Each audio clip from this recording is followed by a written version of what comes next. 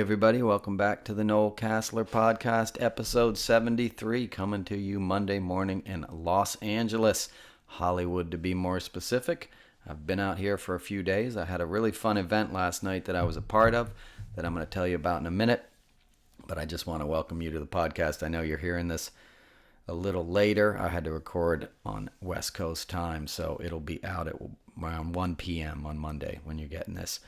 And I came out here to do a benefit for Adam Schiff, the wonderful chair of the Intelligence Committee, the House Select Committee member who's helping bringing us these amazing hearings. He had a benefit that he does annually at the Improv in Los Angeles with a bunch of comedians. So I was invited to be a part of it, and I did not hesitate. And I got on a plane. I came out here and quarantined for a couple days. Not that I'm positive or anything, just played it safe in the hotel room until it was time for the gig.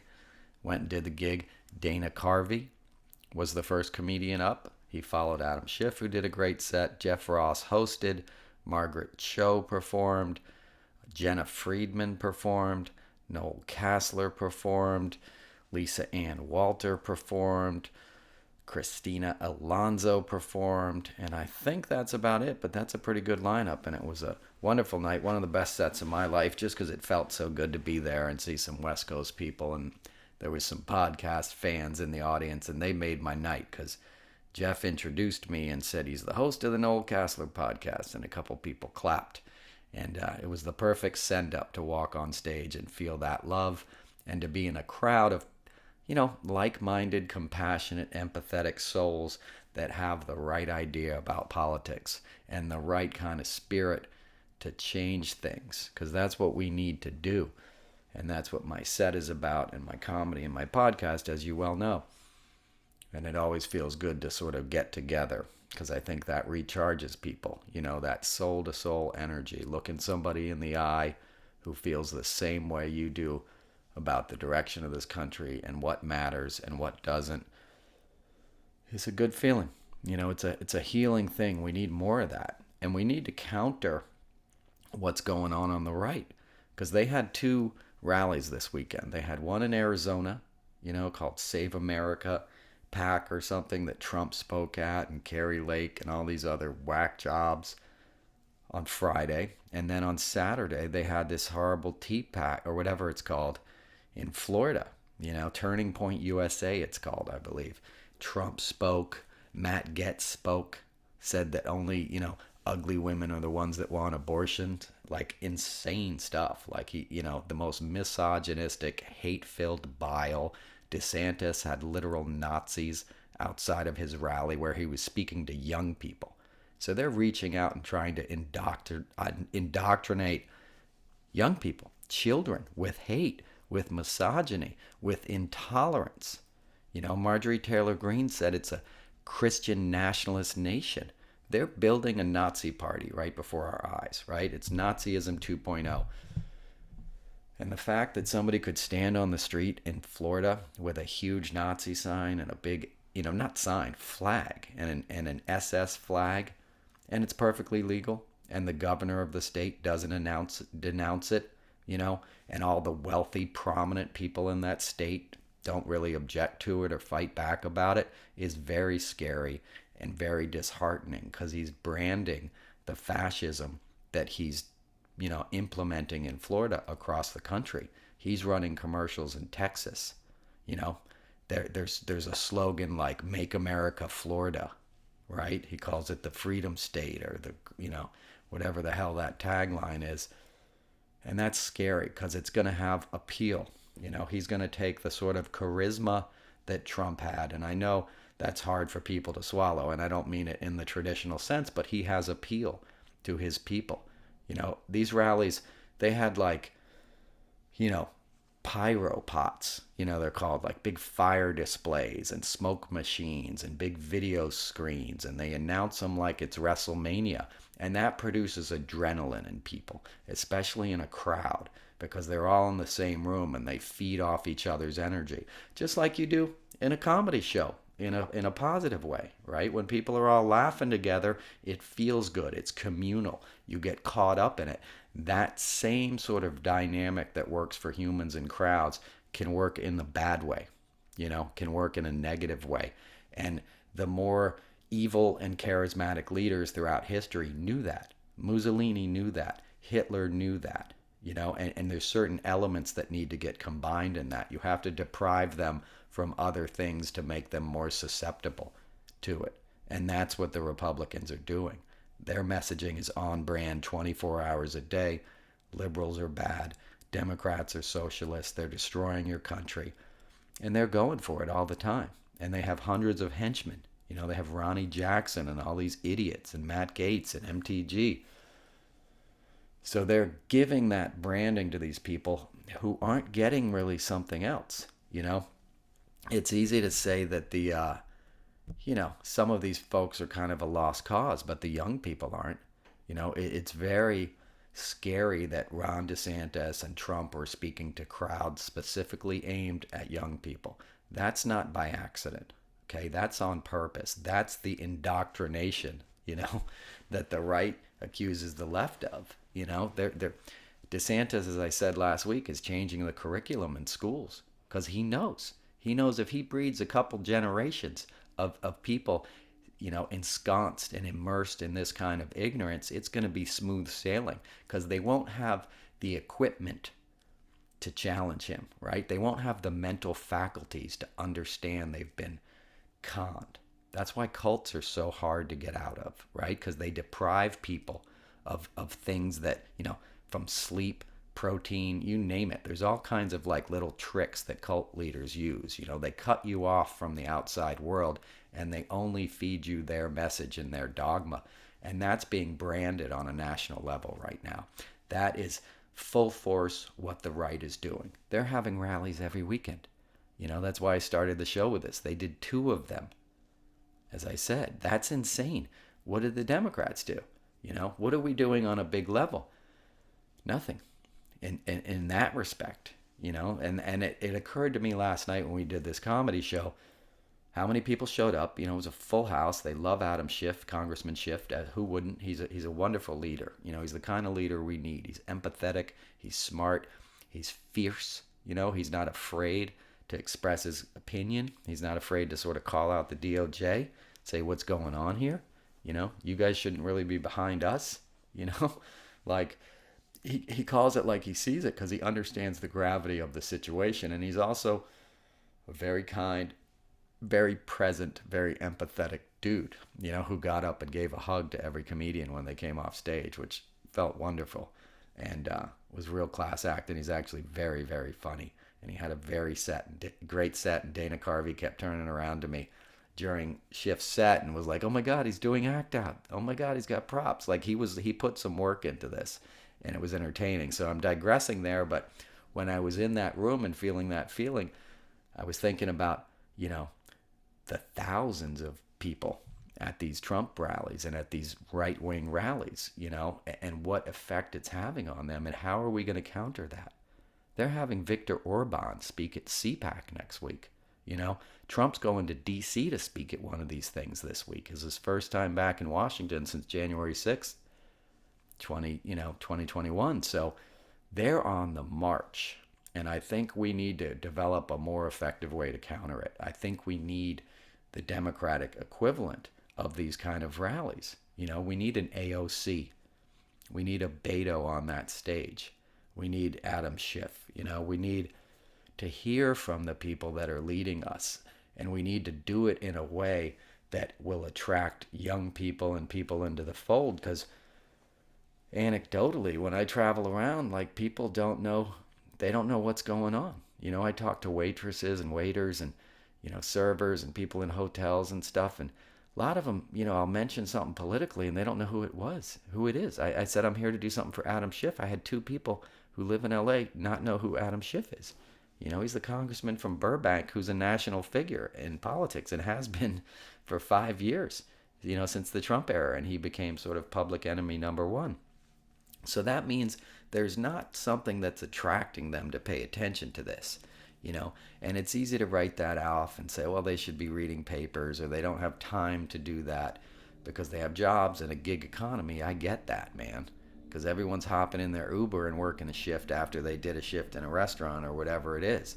It's hard to survive, but we have to figure out some way to sort of bring us together and reaffirm the challenges ahead and inspire people, like a Woodstock or something, a defining sort of series of events that can really plainly point out where we're at right now, where we need to go, and what we face.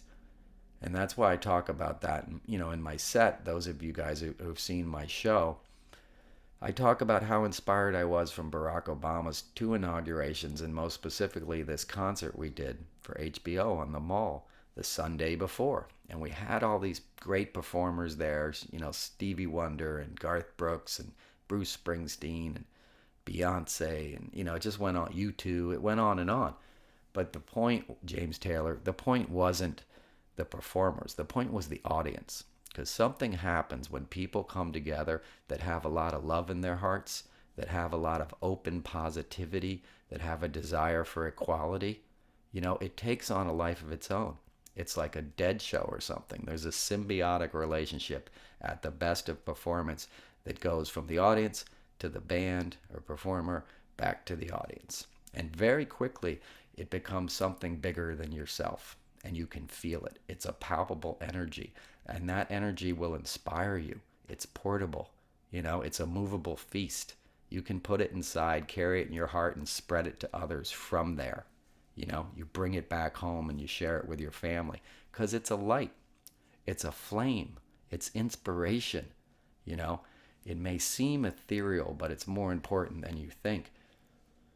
And they're doing it in a negative way. They're spreading hate because they see the value in that, and they see the value in the production element, the WWD stuff, WWE stuff, the making it fun, the making it like a rock concert. They had Ted Cruz's name on a big video screen. Please welcome Ted Cruz. And people are clapping. That's insane. Who's clapping for Ted Cruz? His wife hates him. His children hate him. He's universally reviled. And they're able to present him on a stage in a way that people clap as a rock star. They have Lauren Boebert doing a hateful, basically stand-up set. There's nothing. They have no shame, and there's nothing beyond, like, there's nothing like off limits for them. They'll say anything on stage. That's why I referred to the Matt Gaetz comment. Something like that would have never ever been said in politics just 15 years ago. If a congressman said something like this in this political climate, especially after Roe v. Wade was rescinded, he would have been done. And you're talking about a congressman who's been under investigation for a year and a half for having sex with teenage girls that he was paying with drugs and Venmo cash. That's crazy. And there's also a reason why he hasn't been indicted yet. And everyone's like the same DOJ. Oh, take your time. They're building a case. How much time do you need? Because you're letting him walk free and he's pissing people off and being a chaos agent for the right and getting these clips in there. And you now have a few more months. Come November, they retake the House. It's game over. You're not going to be able to hold Matt Gaetz accountable, because they'll shut down the investigative, January 6th committee, right? And he'll have powerful congressmen that like the work he's doing, which is trolling and stuff. And I guarantee you DeSantis is already sticking his fingers in whatever investigation is going on down there. And I know you have the DOJ stands that don't want to hear that, but come on, dude. If he wasn't a wealthy white kid whose dad wasn't at one time, president of the Florida Senate, or Speaker of the Senate, whatever the nomenclature is, his dad was a very powerful state senator. He's got his, hooks in Florida politics. So there's a reason he hasn't been indicted, and hopefully he will. But it goes to the earlier point I'm always trying to make about time is not on our side. These are not normal times. You don't just let these guys walk free and build a solid case, because sooner or later they'll slip the noose. That's what happened with Alvin Bragg in New York. He shut down the case that 2 awesome prosecutors had spent a year and a half working on. Dudes from Paul Weiss that were working pro bono, legal eagle, bad dudes who were ready to rock and roll on Trump and had a case. Had Alan Weisselberg, who would never have flipped, by the way. But, they had enough evidence, and these guys felt like they had enough evidence. And Alvin Bragg came in and said, no, I don't think there's enough evidence. Well, I think he thought it wouldn't be politically expedient. If it didn't work, his career was over. And that's what happens. You give people time, they'll find a way to find out what motivates somebody in power and then put the right amount of pressure on them to do what you want them to do. And Trump is a master of that. He's a master at manipulating the system. The DOJ first opened a case into Trump in 1973 when he and his father discriminated against African American folks in housing, right? And they wouldn't rent to black families, right? So the DOJ brought him up on discrimination charges, right? And what did Trump do? He turned around and sued the DOJ. He got aggressive with it, right? Because that's what he does. That's what he learned from Roy Cohn. People learn that kind of stuff, and they say, hey, you know what? It's a pain in the ass to go after this guy. He's going to make all kinds of noise. He's going to push back. It's going to be ugly. Let's just let him slide. And that set the precedent for Trump. That's why he got away with all that stuff in New York for so long. And then you had other corrupt politicians that enabled it. Rudy Giuliani, half the building commissioners and stuff that he would have up to his little penthouse parties at the plaza when he owned Trump Model Management and made all these European teenage girls come and basically service Trump's clients. And then Trump would get compromise on them and use it against them. So he would get things done. Building permits, it's the way it works. And sort of as dumb as he is, he's a master of the corrupt world. He was brought up in that. I mean, think about that case I just said, the DOJ suing him for discrimination in housing. The apartment buildings that Trump's father built, he did it with FHA no-interest loans, right? Those were part of the New Deal. They were designed to help build housing for returning troops coming from World War II, so they'd have a place to live and, start a family. So they gave these loans out to builders. Trump's father took advantage of that, built all these buildings, and then used it to launder money for the 5 families, for Casa Nostra, right? Most specifically, the Genovese crime family. That's what Trump's dad was. He was a middleman, money launderer for the Genovese crime family. That's why when Trump started to build his towers in New York, and wanted to, his father said, that's not our territory. That's Gambino's thing. And Trump was the young upstart who wanted to go in business with the Gambinos, and he did. Paul Castellano, Fat Tony Salerno, later John Gotti, when John Gotti whacked Castellano, right? So Trump is in that world, and I point that out because the irony of the DOJ having to sue a guy for discrimination that got money from our government to do the right thing, didn't do the right thing, and then the son of that man becoming president of the United States, being the worst president, not just in the history of the United States. You could make a good case that he was the worst leader in the history of the world outside of, Hitler, who was his mentor, essentially, intellectually, right? Because he had a copy of Mein Kampf, and Hitler's speeches at his bedside table, as Ivana pointed out, who happened to die, 2 weeks ago, the day before he had to be deposed along with his children in New York in a state attorney general case involving his businesses. His wife mysteriously falls down the stairs, dies of a torso injury. Instead of the 2 weeks it normally takes for a medical examiner, in 2 or 3 days she gets cleared, no toxicology report, and then he buries her on his private golf course so she could never be exhumed. If there's ever a case brought against it, or if somebody wants to figure out more about it, you can't. And a week later, days after the funeral, right? The funeral was just this week. Days after, you have her son, Don Jr., coked out of his mind, coked to the gills, universally commented on Twitter, like, how much cocaine is this guy on, right?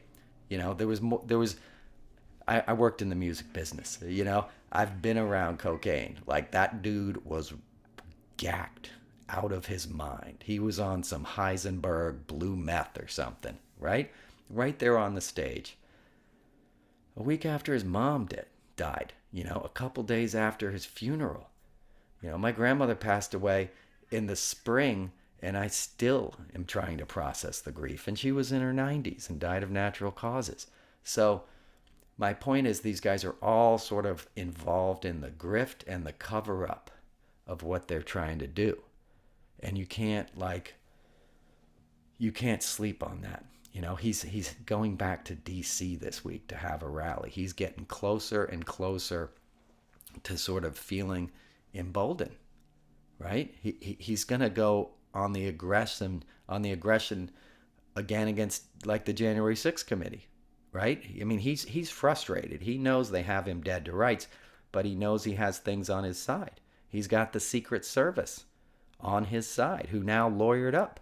Tony Ornato and Bobby Engel lawyered up. They don't want to talk to the January 6th committee. They don't want to tell the truth, which is shameful. I went to high school with Bobby Engel. He's a Marine after high school and, cop type, as I said last week. He was the dude Trump was going to pick because he's good at finding the guys that are going to be loyal to him. And it's usually these, Italian, Irish, New York area kind of cop-like guys. Trump has a sixth sense for finding those guys, getting them to do their bidding. And my guess is Tony Ornato was full on, drank all the Kool-Aid. That's why he became a White House director for Trump. He actually left the Secret Service for a time and was just like a staffer for Trump in the White House, doing his special bidding, right? The Bobby Engel guy was his body man. That was the dude with him walking in Lafayette Park when they're tear gassing protesters and stuff. So he did a lot of shameful stuff for the president, and he's probably pretty morally convicted about it, because I don't think he started out as a bad guy, but he got in so deep that now he's screwed. Now he's got to lawyer up, and there's a reason that dude was out of there when Trump left. He went down to Tampa and got into the counterfeit side of the Secret Service stuff, So all those guys got placed, and Trump hoped nobody would ever hear from him again, right? And then, Casey Hutchinson spilled the beans, which they weren't counting on, right? So it's a problem for Trump, but what does he do? They reach out. Hey, we heard you're going to testify tomorrow. Just want you to know Trump's going to be listening.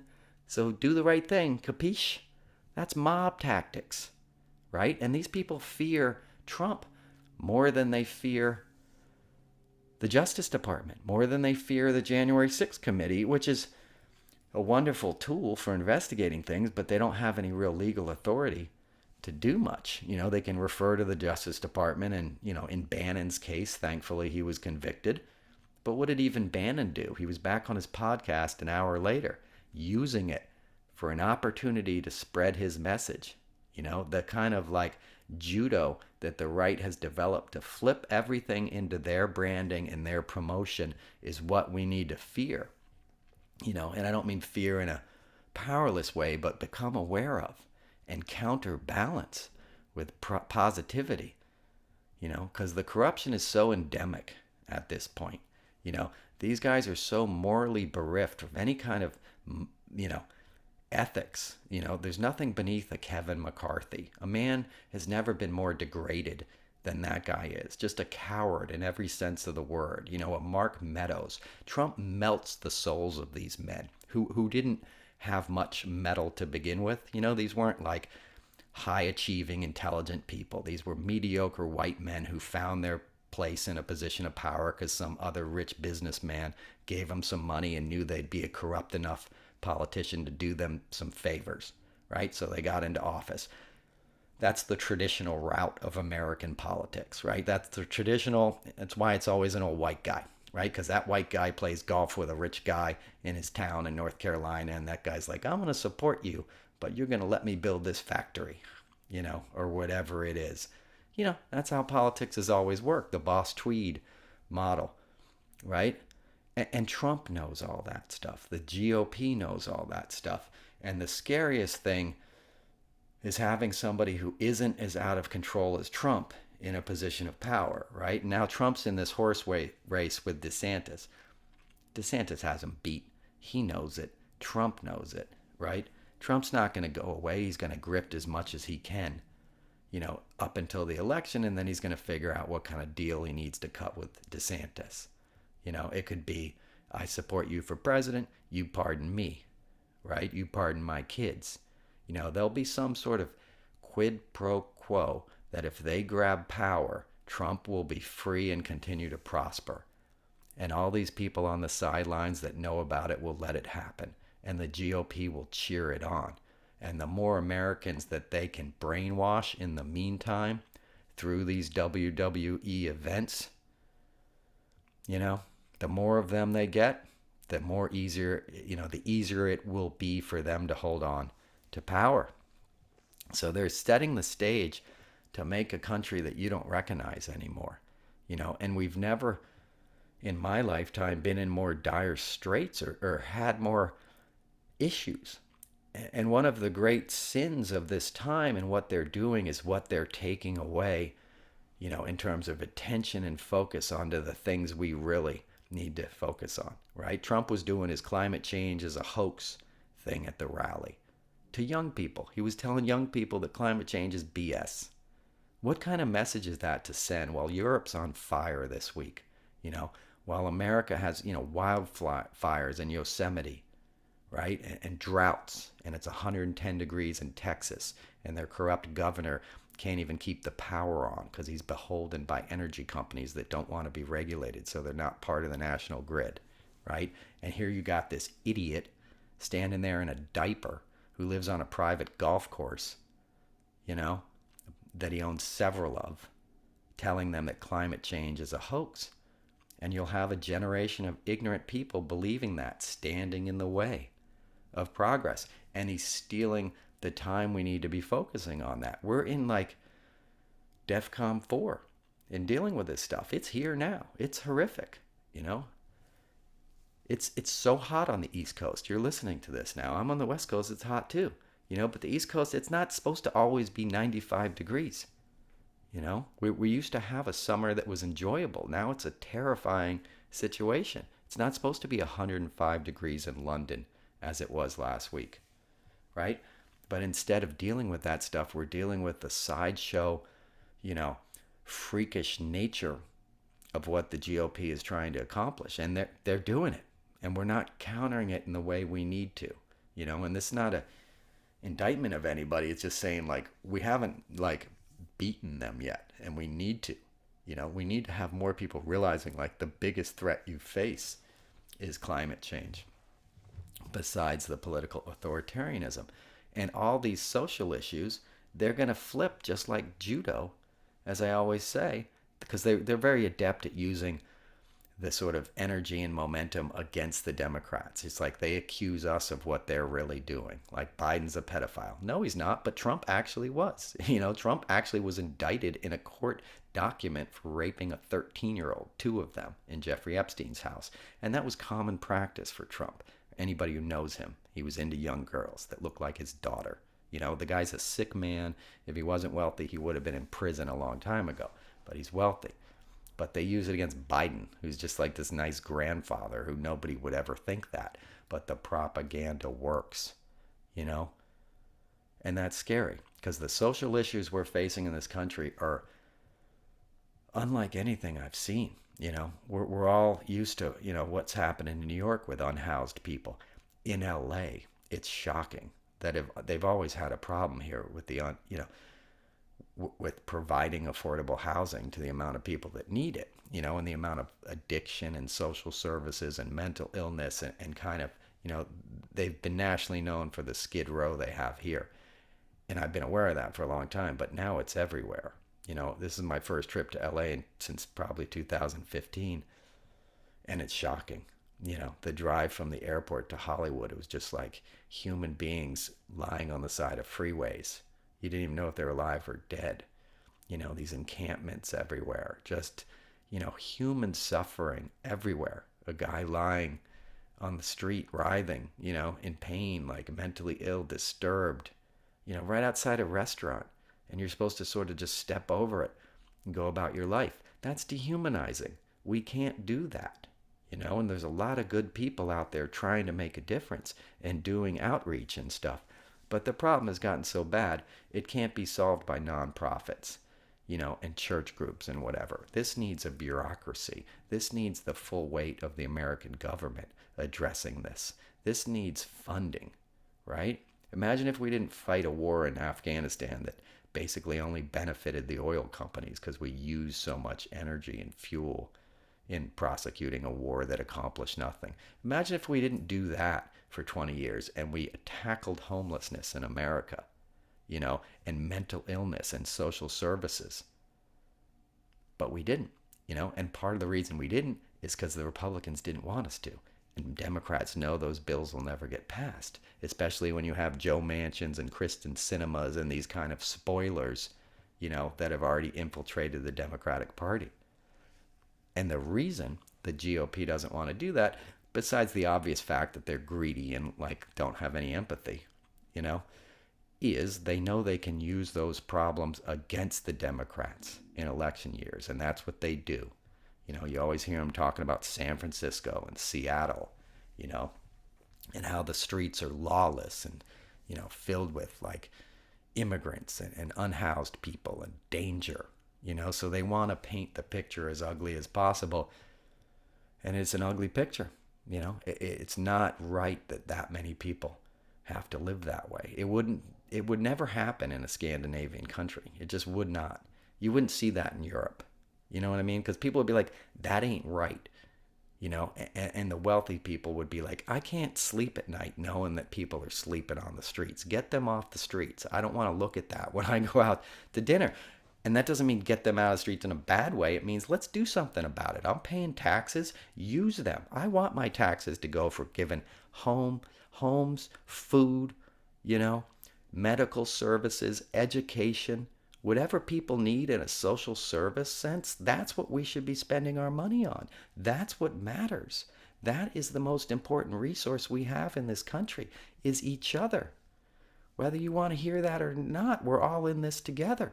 Human beings, animals, the environment, plants, trees, birds, everything that's living with eyes, is your friend, whether it seems that way or not. That's what you're here to love and protect, not the interests of some businessman, and not the political football of blaming these systematic problems on the Democrats because they happen to occur most in the big cities and then they can say it's a Democrat-run state. It's the Democrats' fault, which is completely BS, right? But it's effective because it scares the people in the Midwest, the mostly white people that fall for this stuff. They see these images and they're horrible, and then they take a vacation to Hollywood because they want to go, to Universal Studios or something. And then they see it with their own eyes, and they already have that built-in sort of prejudice and fear of it. And then that mantra of, oh, this is the Democrats' fault. This is what's going to happen in Indiana, if we don't vote for Trump or DeSantis or something, right? So in the big picture sense, in the macro sense, all of these disasters feed the messaging of the GOP, and they hamper our ability to counter them. And that's why I was saying we need to start having our own kind of rallies where we address these issues, where we have people come out and speak about solutions to homelessness, and how we can build stronger, safer communities, how we can clean up our environment, how we can have urban renewal projects, and gardens, and things to help people heal and connect with nature, and get the help they need. Because living on the streets, and turning to drugs and alcohol, it's a medical issue. You're letting people suffer from a medical condition on the sidewalk. That's not the place for it. We have tons of empty buildings. Every city in America, every other street is this for lease. Every other building, every other office space for lease, right? Because our economy changed. People work from home. Let's get some leadership that sees that and find some solutions. Get an empty factory, an empty school. Let's convert it. Let's put the money into it. Give people jobs that help care for their fellow humans. Let's use our money on that. And let's have these rallies where we can entertain people. It doesn't have to be cheesy WWE stuff, but there can be music and comedy and things that lift the spirit and make you feel empathy. Because there's a drought of it.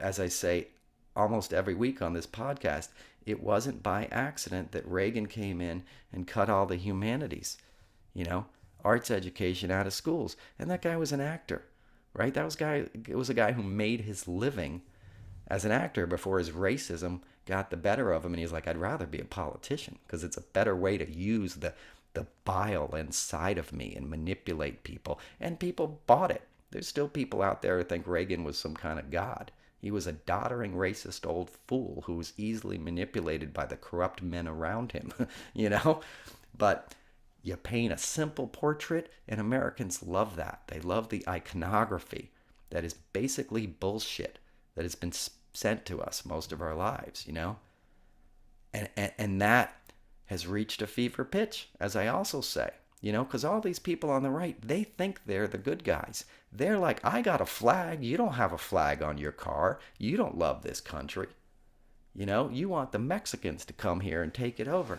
No, I don't. But yes, I do want immigration. Yes, I do want Mexican Americans and Mexicans coming here, and anybody who wants to come here and work hard and raise their family and contribute to this place.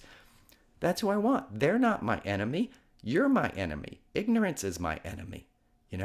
The manipulated mind that you're carrying around thinking somebody else is your problem besides the guy who's feeding you the bullshit, that's my enemy. Darkness is my enemy. Love is my ally.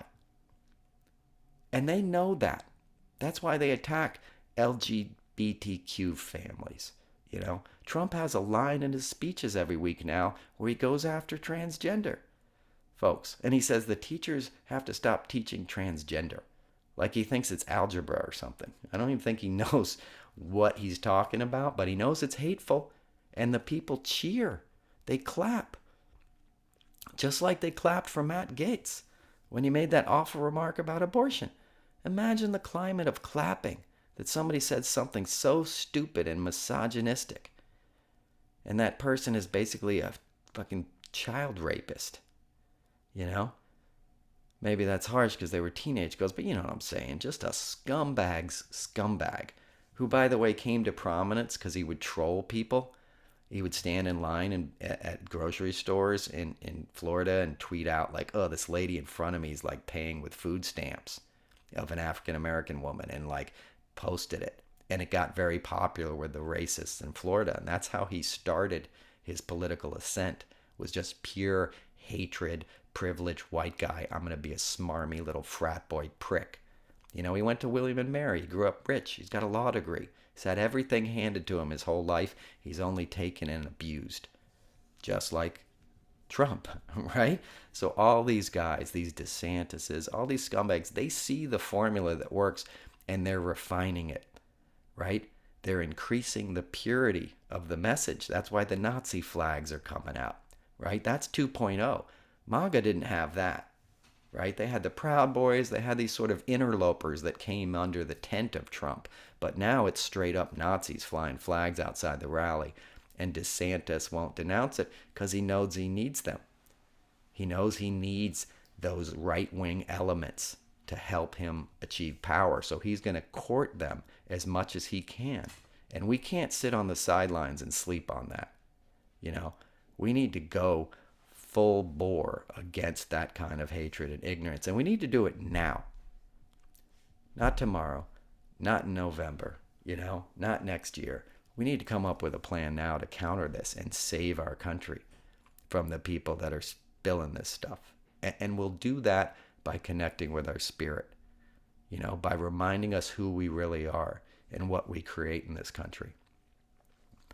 Being out here in LA, I thought of all the benefits I've done out here. I'd fly out and do stuff for Barbara Boxer in the past with Jackson, Crosby, Stills, and Nash. We did the Muse concert at Shoreline probably 10, 12 years ago. It was the No Nukes kind of thing, Redux. Neil Young, I would do the Bridge School benefit, and all these bands would come out and play a concert for his school for kids with special needs. Stephen Stills did an autism benefit every year called Light Up the Blues that I would come out and do. And, Tom Petty, the Heartbreakers would play it. Steve Earle, Brandi Carlile, one of my favorite Brandi Carlile performances. And I got to hang with Brandi, was at that Light Up the Blues thing that we would do at the Pantages Theater, downtown LA. And it was wonderful. It's wonderful to be reminded of our higher nature and our humanity through an artistic event that has no other purpose other than to raise money and awareness. Harry Chapin once told Bruce Springsteen, I do one show for me and one for the other guy, right? Meaning a certain percentage of the concerts I do, there's nothing in it for me. It's all in it for them. And when you're doing stuff like that, it's a higher calling. It just lends a purity to the situation. And it's one of the reasons I worked for Jackson Browne, because he would do so many benefits. That always drew me in. The first concert I ever went to in my life was Jackson Browne, the Eagles, and Linda Ronstadt. And it was a benefit for the governor, in California, whose name is escaping me, who used to date Linda Ronstadt. Jerry Brown. And it was a Jerry Brown benefit. This is the 70s. I was a child. But I remember it, And Brandi Carlile, as I just said, was on that Stephen Stills things. I just saw a clip of her. She played Newport Folk Festival, which it used to be a regular gig of mine.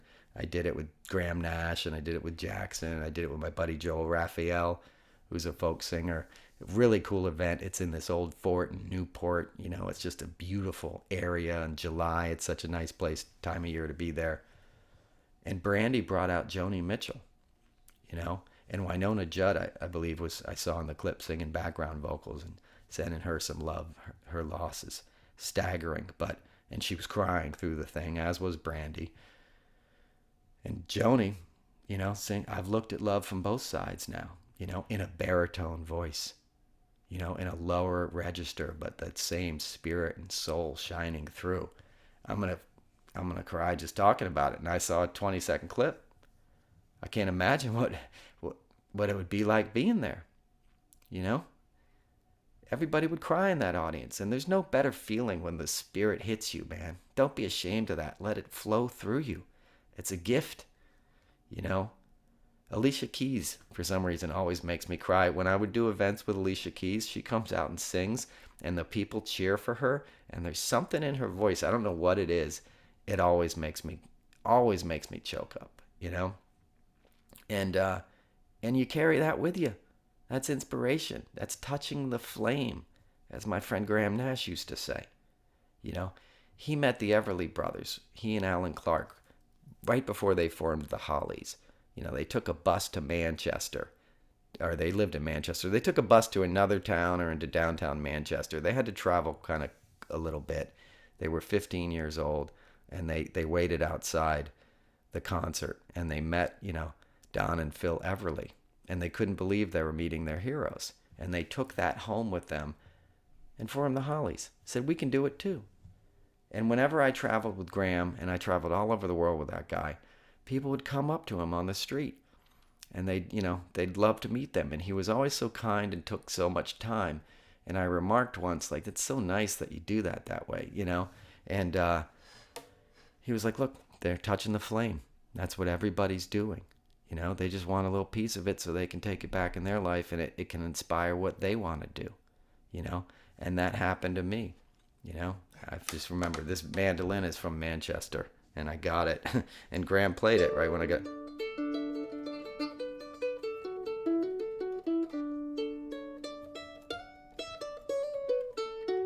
my travel instrument. But it just reminded me it's sitting here. It must be why I digressed into that story. But back to Joni, who obviously dated Graham Nash. They lived together in Laurel Canyon, which is just up the hill from where I am now. And, famously, Our House is about Joni.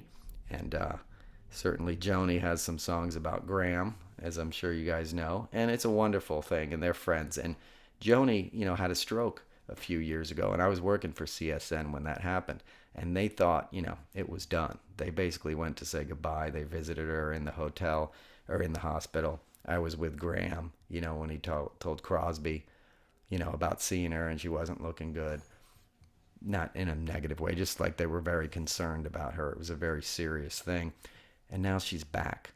She was singing, at Newport, honored as the sort of queen she is and what she represents for so many people. And it's just a beautiful thing. seeing one generation honor another that inspired him. And Brandi Carlile is, is a legend. Stills turned me on to her before she became the big, sort of national Grammy-winning act she is, and she was always that good. It's not like she turned into how great she was. She was great outside of the box, or right out the box, and anybody who's seen her knows that. I mean, live, she's as epic as Pearl Jam, and that's no joke. I mean, that girl rocks.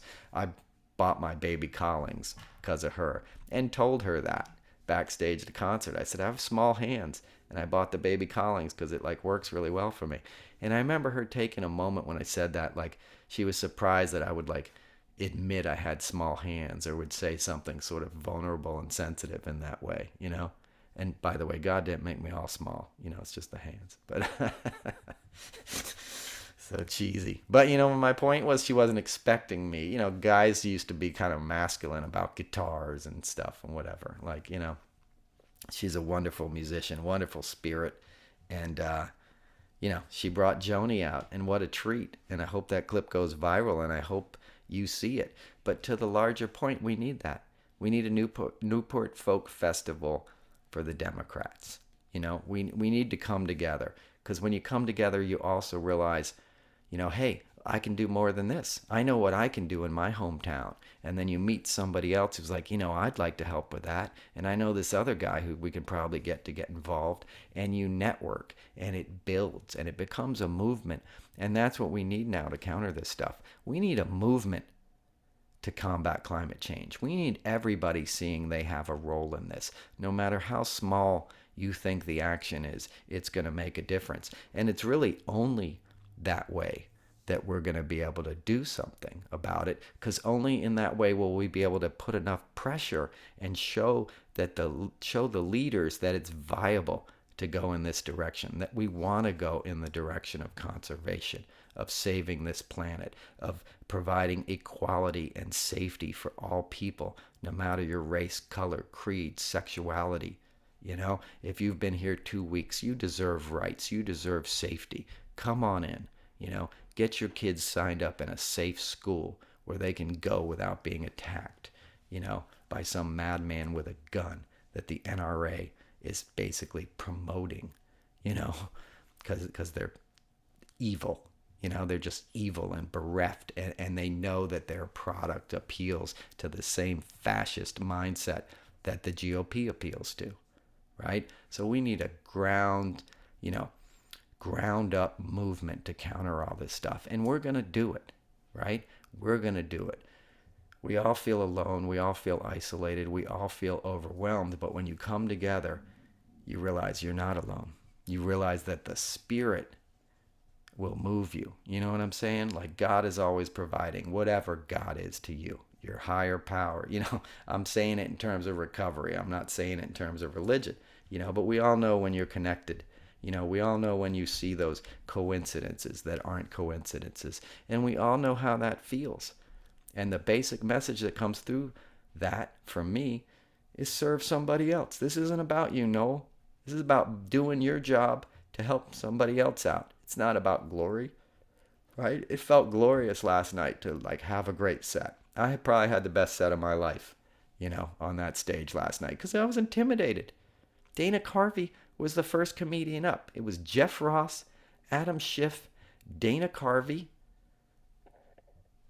Margaret Cho came out and killed, right? Just walked in with her dog off the street, handed her dog to the sound guy, went up on stage, killed for 10 minutes. Hilarious, right? Then Jenna Friedman, brilliant set, talking about abortion issues. Real, the kind of comedy I like. Real brave, smart stuff. It was hard for the audience. It wasn't 100% what the audience was expecting, because it was challenging, and that's what the best, comedy does. It makes you think. So then I'm next. Jeff Ross, I've met him a few times. I worked on some of those roasts, but he doesn't know who I am as a comedian. I had to prove myself last night, and I did. But my point is, and it felt good, but I wasn't doing it for my ego. Do you know what I mean? When I meditate before these shows, and when I clear out, it's about how can I carry the message? How can I say what I want to say? That's what I focus on, as Jimmy would always say, lead with love. Jimmy, who was the, engineer, co-host, producer, whatever you want to call him, my sidekick on here for years, wonderful dude, or for a year, wonderful guy, texted me some encouragement and said, lead with love, and you'll be okay. Those are true words, I was like, he's right. It's not about me. It's about you. And when you realize that, then you're truly free. Then you're truly happy. Then you can truly do things that you didn't think you could do otherwise, right? Because you let go of the results. It becomes about the process and the purity and the spirit. And people connect to that. Lots of people came up to me last night and enjoyed the set a lot, and it wasn't like, oh, which joke did you like or whatever. Sometimes you wonder how stuff went, but like it was more about the spirit. They're like, I got your message. You made me cry at the end. You made me pee my pants. That's what I want. I want to make you feel something. That's how you really communicate. You let people remember how you make them feel. That's not original to me. That's a sort of famous quote that somebody said, That's what people remember about a performance. You remember how that guy made you feel. When you go see Springsteen, you're like, oh, that E chord in the beginning of Born to Run, through the Marshall, through the Telecaster. No. You think, how did I feel when he sang that and I pumped my fist in the air and there was 30,000 other people feeling free for a moment, expressing the frustration of their lives, knowing they weren't alone, knowing there was music and art that was going to empower them and make their burden a little lighter. That's inspiration. That's what we do it for. Anyway, that's probably enough of a podcast for today. I'm going to be in Cape Cod on August 3rd, which is a week from this Wednesday. So come on out. It's going to be warm. You can tell I got a lot to say. I got a lot of laughter. I got a lot of love for you guys. I can't wait to see you. It's going to be a lot of fun. So please come out August 3rd, Music Room, Cape Cod. My buddy Ethan is joining me. Real smart guy. Went to Harvard. Funny dude. Did a lot of shows with him in New York. So I'm looking forward to seeing him again. I think you'll enjoy him. And it's going to be a good night. So August 3rd, Cape Cod, Music Room. Thank you for listening. You can always find me at noelcasler.com or on Twitter. I'll keep the tweets coming. I've been traveling a lot. I'll be back in New York this week. And once again, thanks for listening. I appreciate all of you guys. I love you guys. Stay safe. Love always wins. Until next week, peace.